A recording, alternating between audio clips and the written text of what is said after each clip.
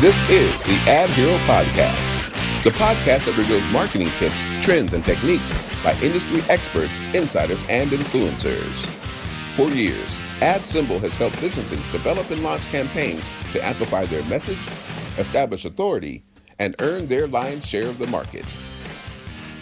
This podcast will help you design and supercharge your plan to make an impact with valuable lessons you can apply in your business today. To get more information or start now, visit adsymbol.com.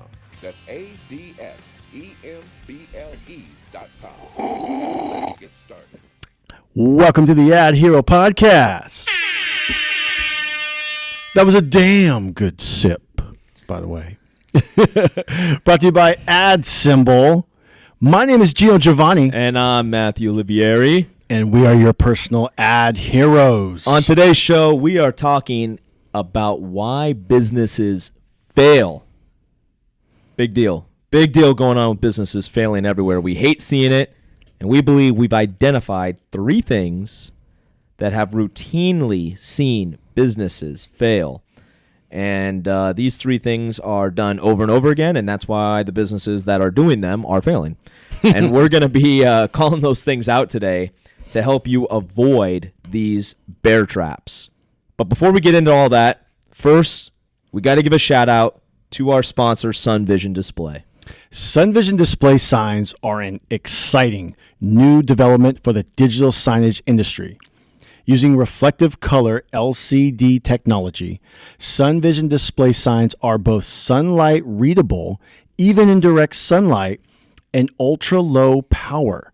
They actually use up to 95% less power than high brightness LCDs and LED signs. They offer full HD resolution in 16.7 million colors and come in a 32-inch size with a 43-inch size coming soon.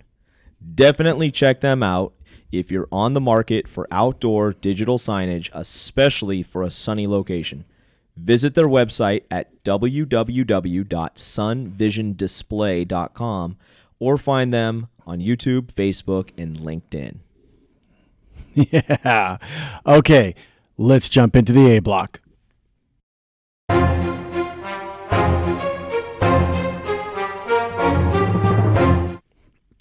All right.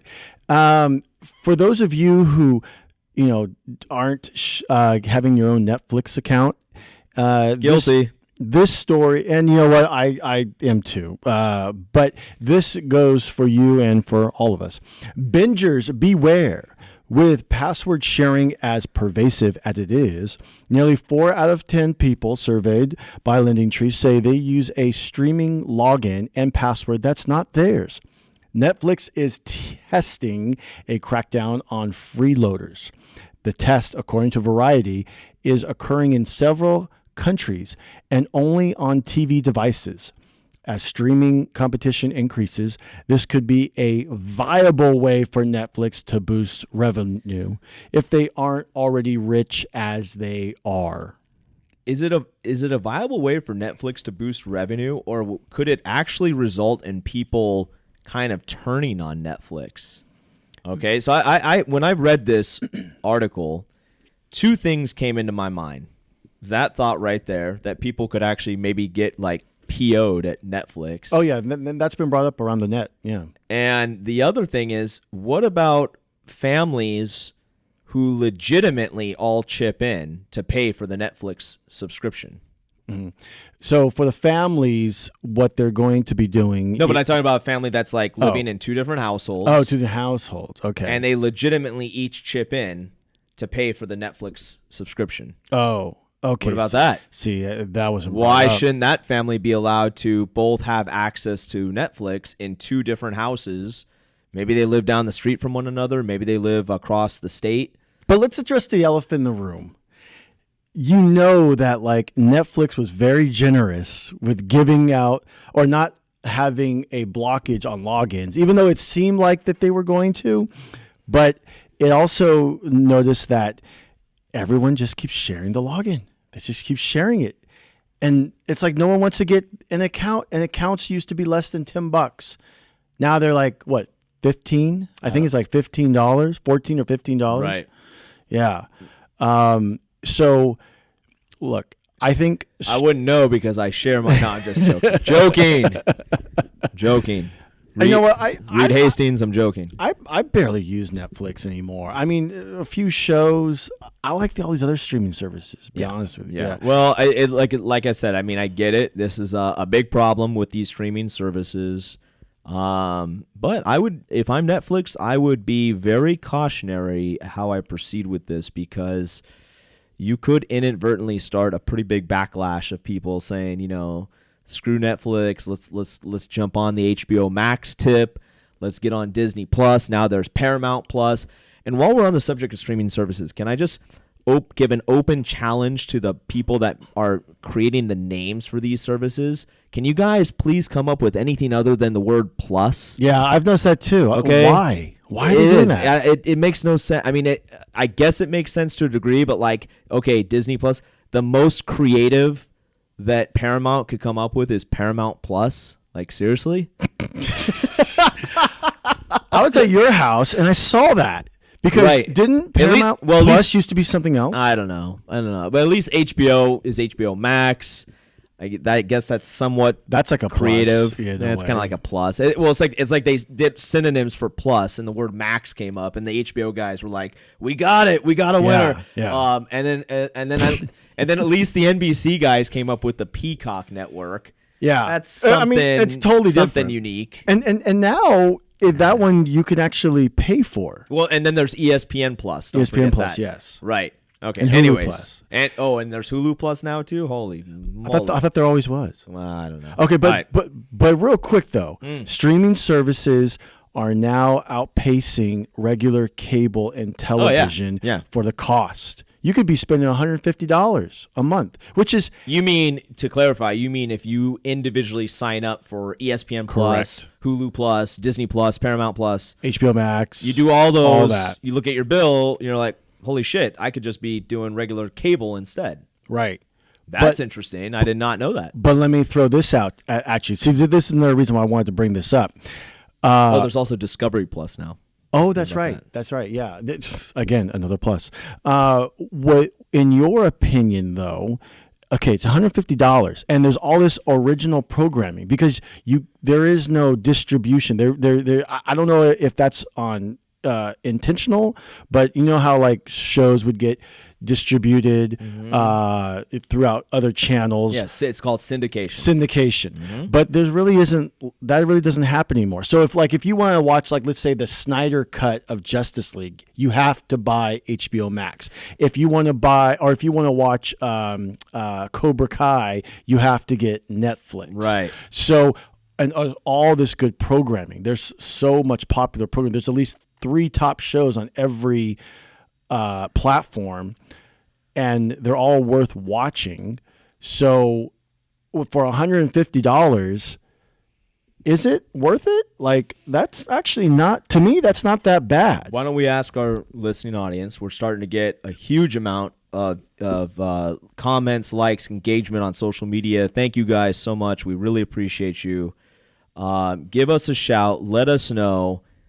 Is signing up for all of these streaming services better than just getting a regular cable package?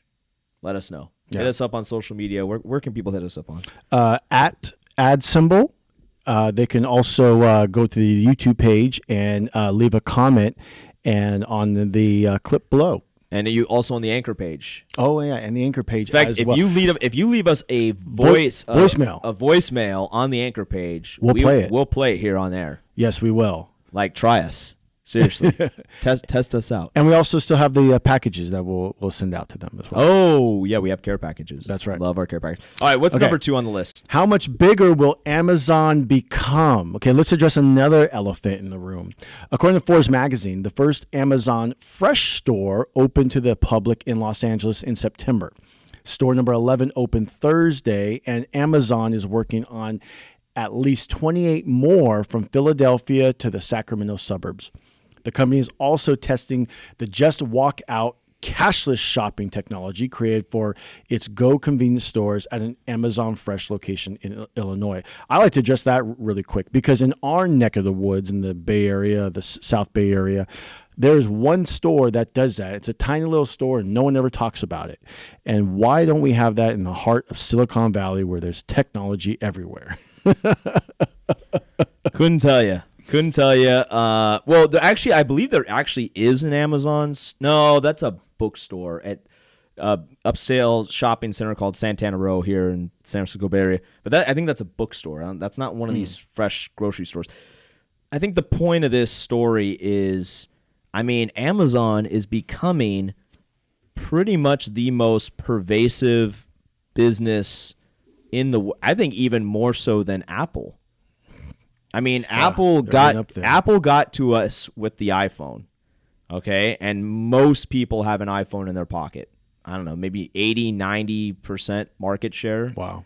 8 or 9 out of 10 people have an iPhone. So Apple really got to us with that, okay? But you have Amazon Alexa in your home, which I have in my entire house, controls my lighting, everything. I love it. I actually love it. Wow. It's great. Now you have these stores where you can just walk in, pick up food, and just walk out, and it automatically connects it to your account, so it knows how to charge you, how much money, whatever. Obviously, you have AWS, which is like server farms that the biggest corporations in the world use for their server data, their user data, and everything else. So you have Amazon. They got their tentacles in that. They got their tentacles in your home with the Ring thing that's like the camera on your front door so they see who's walking up. You have their Amazon.com delivery, all kinds of things being sent to you, and now these grocery stores.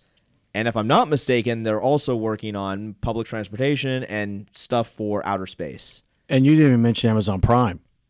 Didn't even mention Amazon Prime. So I guess the point is this something that people are going to welcome, or are they going to be afraid of? Is this getting too out of hand? I think it's another question for the social media channels. But Gino, real quick, what's your hot take on it? Is it getting out of hand, or are these places, is what Amazon doing, is it just really convenient and it's helping people? And hey, if it helps you out and you like it, more power to you. What do you say? Yeah, it definitely helps out. And I'm all about capitalism, but at the same time, there comes the antitrust laws and all that kind of stuff, and monopolies. And these tech giants, all of them, all the big tech giants, they got to get broken up. It's too much. Google, Amazon, Facebook. How much more power? How much more products will the United States government allow them to have and not have any kind of oversight? Right. Well, maybe a discussion for your other podcast, Just the Facts, which I would encourage people to go check out. Part of the Gino Giovanni Presents Network. We love supporting your stuff over there. But yeah, definitely it's a question to ask and have a discussion around. So we'll have to wait and see. But for now, we'll just have to leave it at that. There you go. Let's wrap up the A block with some movie news, which we like to do, especially as it pertains to the DC and Marvel universe. Zack Snyder has confirmed in a recent interview with the DC Cinematic Cast that his 4-hour cut of the film The Justice League will not affect storylines taking place in the rest of the DC universe. And Gino, why do you think it's important that he went out of his way to make this comment? There is a lot of importance nowadays when it comes to film continuity.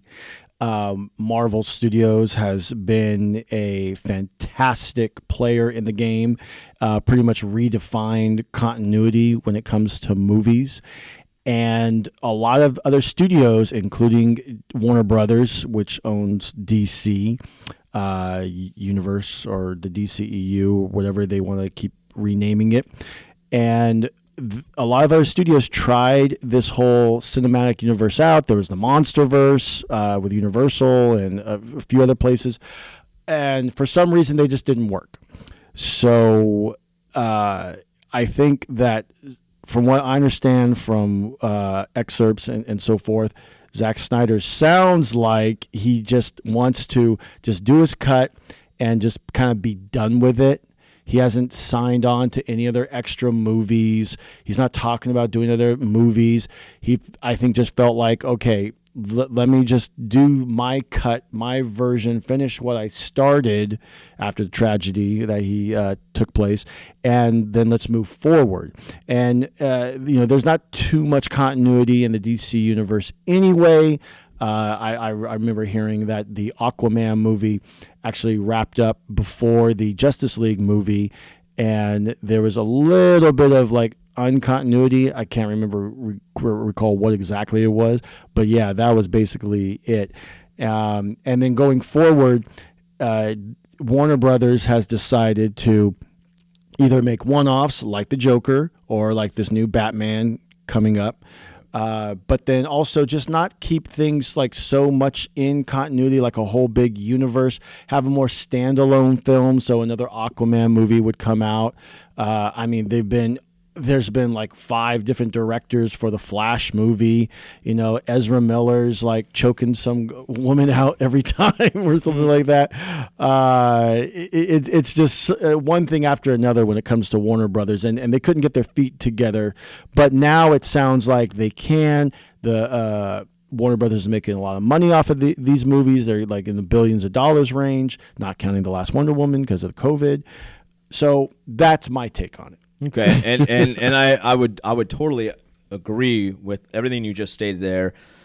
To me, the only thing I can maybe add to that is there's already a lot of buzz and excitement around the release of this film for fans of the DCU, and I feel this was Zack Snyder's way of kind of like calming everyone down, like, all right, everyone just kind of chill, like this is just me kind of putting a bow tie on something I didn't get to previously finish. Don't get your hopes up that there's going to be all these like spin-off movies or continuations of this story. But I wish there was. Right. Well, you know what? Stranger things have happened. I mean, the fans did rally around bringing back Daredevil. Yeah. In fact, they used outdoor advertising to help usher it back in. That's right. So we'll have to wait and see. But I think Zack Snyder just really wants to kind of calm everyone's nerves and be like, hey, listen, like it is what it is. Anyone who's actually ever read a really good comic book, they always have kind of one-off comics where it was like a certain storyline and it's just confined to that particular book. No other comic book that you would pick up of that same character or characters might ever even reference that situation. So I think it's his way of saying like, this is like a one-off deal. Let me just kind of put a bow tie on this for my own personal sake. It's going to be a kick-ass film. But don't get your hopes up that it's going to like spiderweb off into anything else. But what would be cool, and I haven't read this, but I know of it, is that if this Snyder cut, this is my own thoughts, is that if it could be like the new 52 and just kind of branch off into like the new, what's it called, multiverse. Wow. And then start something else. Maybe. We'll have to wait and see. That's a wrap for the A block. Now let's get into the meat and potatoes of the show. Let's go to the B block. All right, so why are businesses failing? That is the topic of the day of this episode. We believe there are distinct patterns in failure. And if you can avoid doing these 3 specific things, you will be more likely to succeed in your business. All right? So I think what would be really kind of cool is just kind of mention these 3 things high level, but then we're going to kind of dive a little bit deep into each one of them to really help you understand where these things kind of come from. So number 1 is avoid why are businesses failing? You need to, number 1, you need to know who your target audience is and why. All right. So if you don't, you're going to fail.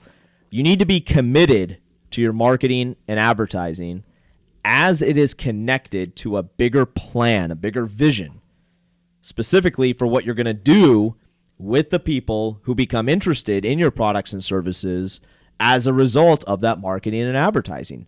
All right? So if you don't know why you're doing that, you're going to fail.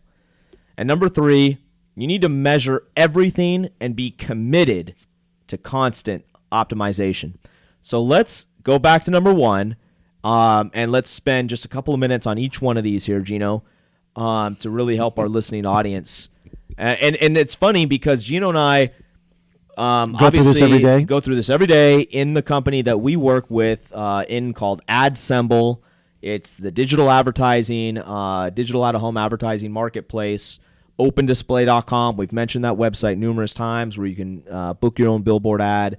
Okay, but in order for us to have success in that business, we had to struggle and go through these things. And so this episode for us really kind of hits near and dear, close to the heart, because we had to experience all these hardships and overcome them in order to kind of turn the corner, if you will, especially after last year with COVID, and have success. So we wanted to make this particular episode to kind of speak to these things and help you out in case you have blinders on and you don't even realize that you are just walking straight into, the sawmill with these. So the first thing is knowing who your target audience is and why. We've come across more businesses out there who can't even articulate who their target customer is or why that's their target customer. All right. So Gino, could you maybe, it's totally impromptu, but do you happen to know any businesses that you've met? Obviously you don't say their real name, but just, something where they could not even tell you who their target customer is or why that was their target customer. Oh yeah, I've met a bunch of them. So give our listening audience a little taste of what is a reaction that you have when you maybe ask that question and they can't tell you who their target customer is. And by the way, I'm going to put a little disclaimer for myself here. By no means am I trying to make fun. Absolutely not. It's just, hey, look, this is all learning. This is all learning. We're all here to help and grow. Right, exactly. And the information taken should be like, look, you check your ego at the door and you take down notes and you use this for your business, basically. But yeah, like I've called up potential clients before, and they're interested in the product, and look, I get it. If you don't know much about business, if you don't know much about marketing, that's what we're here for. That's why you're listening to this show. So you're kind of getting the meat and potatoes of everything when you're talking to everybody and you're finding out information, and then maybe you're trying to get some kind of other information because you're not sure where this person is going. And then finally they're just like, okay, well, who's your target audience? And then they're like, I don't know. Some might know, like, okay, well, it's just the people in my neighborhood. Oh, okay, that's good. Fine. It's simple as that. And then you start to dive in and find out more, like who their audience is. But yeah, there's a bunch of people who have these startups and have these big dreams, but they don't know who they're actually catering towards. And that's you nailed it on the head. That's so important to define that. All right. And to a deeper extent, the more precise you can define that, yes, the better you'll be. Okay. And why?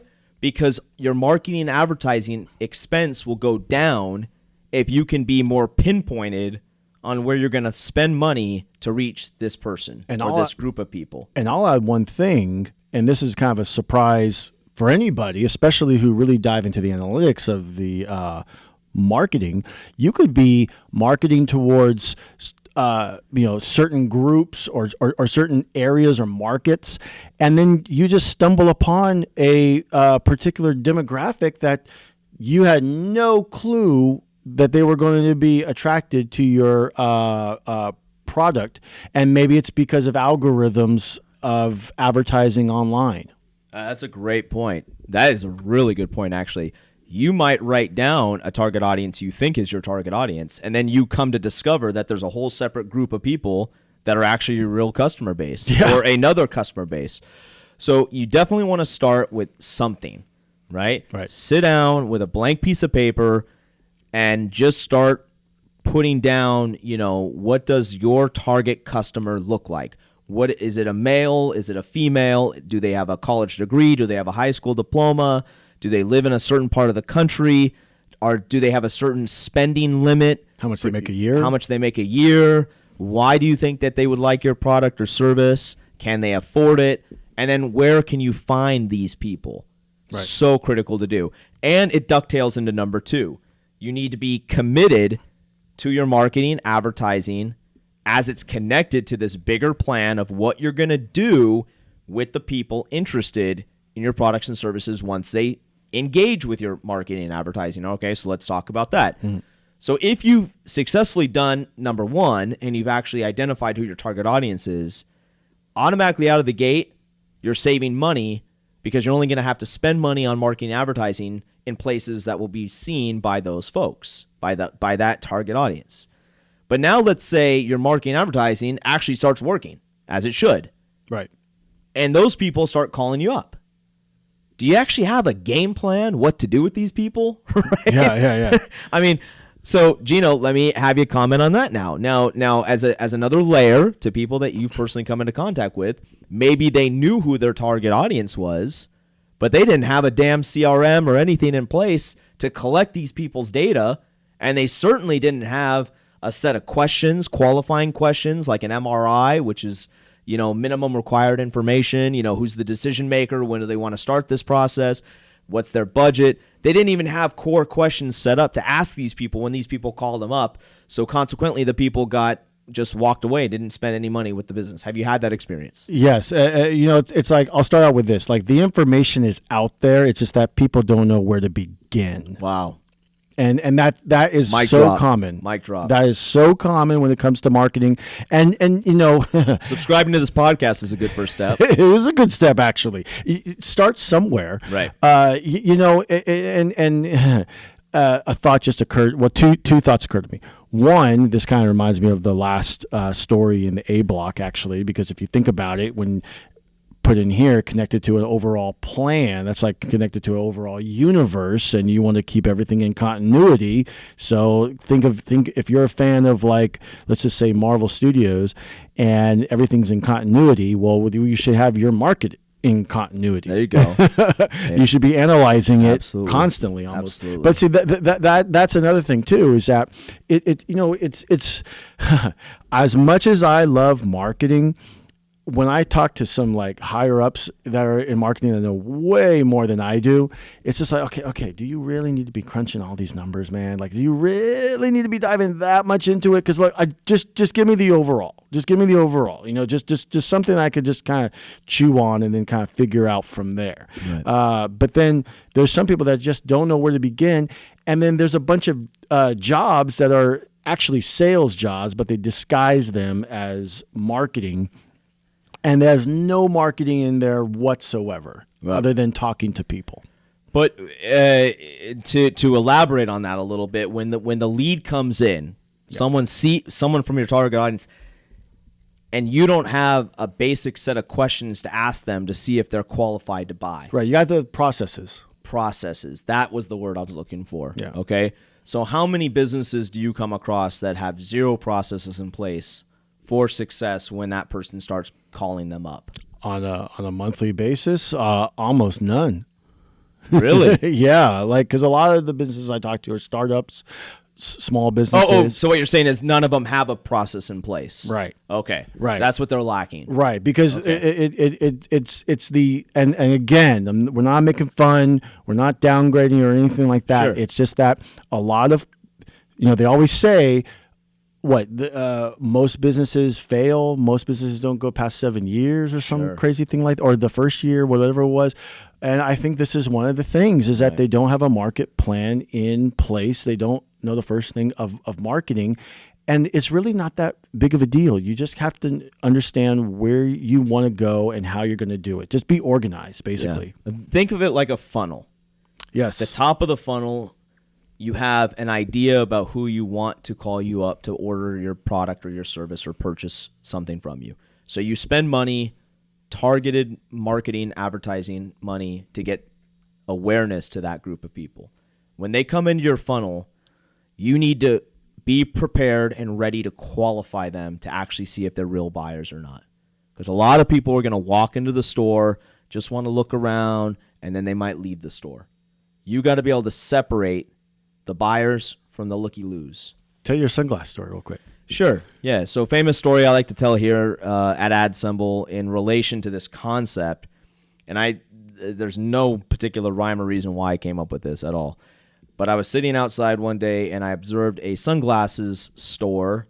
in a very busy, high-traffic mall, and I observed many people walking into that store, and many people, once they walk into the store, some of the people walk in and they immediately turn around and walk right out.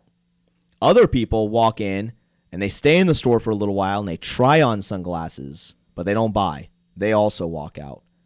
And then you have a smaller amount of people who walk in, try on a few pairs of sunglasses, and actually purchase one of the pairs of sunglasses. Okay, so I shared this story with the team here. So you need to have a process in place for each one of those different types of people. Okay, that's the takeaway from that, right? And you also need to have a process in place for the people who purchased from you. How are you going to retain them? Right. To get them to spend more and keep buying more sunglasses in my example here, right? Returning customer. So that dovetails into point number 3. You need to measure everything and commit to constant optimization. All right? 100%. If you are investing in marketing and advertising in month A, January, let's say, some certain amount of folks are going to respond to that investment. How many of them did you convert into customers? Did you make your money back on the advertising you spent? Did you get a bunch of signups, but none of them actually finished the checkout process? All of these things are super important to look at on a regular basis.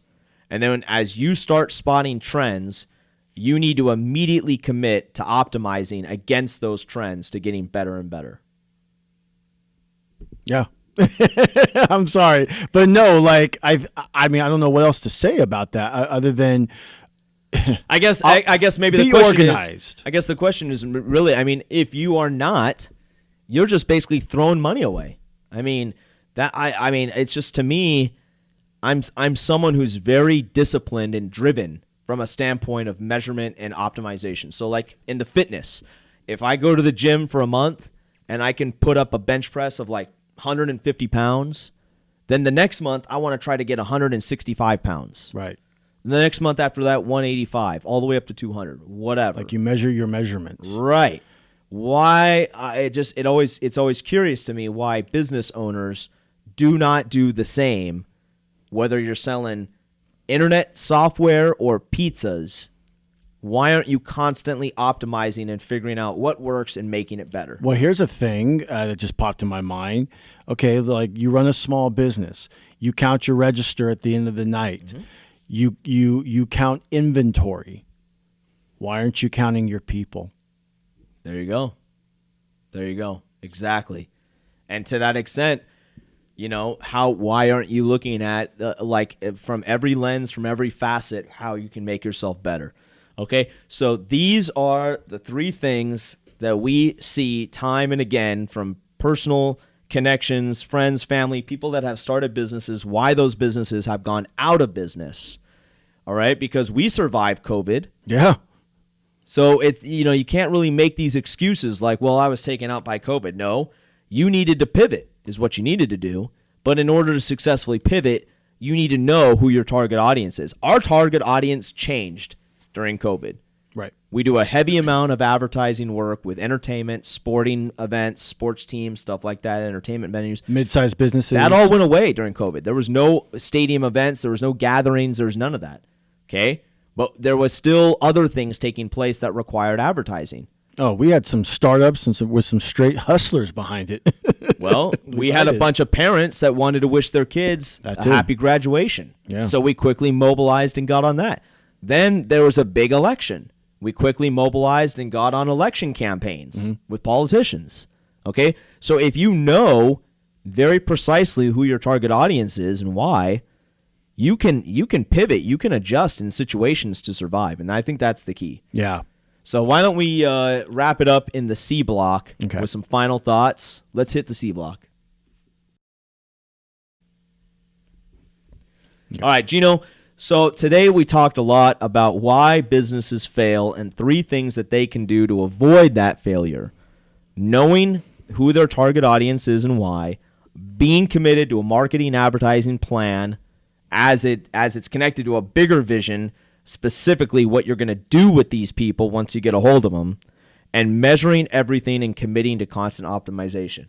Do you have any other thoughts on those three things and how they're interconnected, and how maybe somebody listening to this right now can take away that information and like help their business? Yeah, I mean, like, call me a nerd, but like, you got to be able to count and for your mobilizing of your business in order to progress and keep moving forward. Like I said earlier, you count your register, you count your inventory. Why aren't you counting your people? It's something that is critical in understanding when you get to those points. And it happens in business where like things are just, you don't understand what happened. So you have to look at the numbers. You have to understand, like, why aren't people coming in? Why are these numbers so low? Why, like, this is all about the analytics. This is all about your organization of your business and where you can fall back on so that you can understand trends and kind of like the introduction of our show, how we always talk about that with trends and everything.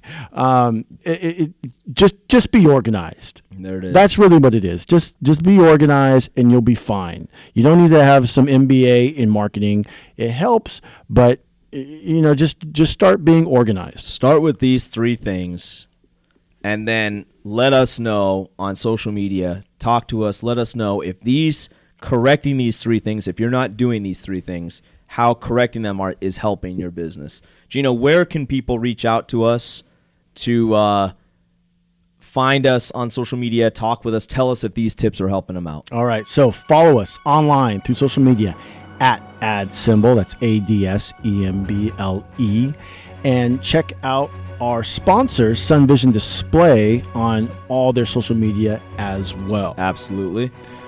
On our YouTube page, give us a like, subscribe, and hit that notification bell to be notified about all future The AdHero Podcast premieres. And as always, don't forget to leave a comment or a question below and let us know your thoughts. For inquiries and more information about outdoor advertising, visit our site, adsemble.com. Find The AdHero Podcast on all major platforms for podcasting. Thank you for tuning in to the AdHero Podcast. My name is Gino Giovanni. And I'm Matthew Olivieri. Signing out. Want to advertise big and build massive brand authority at the same time? Good. It's easier than you think.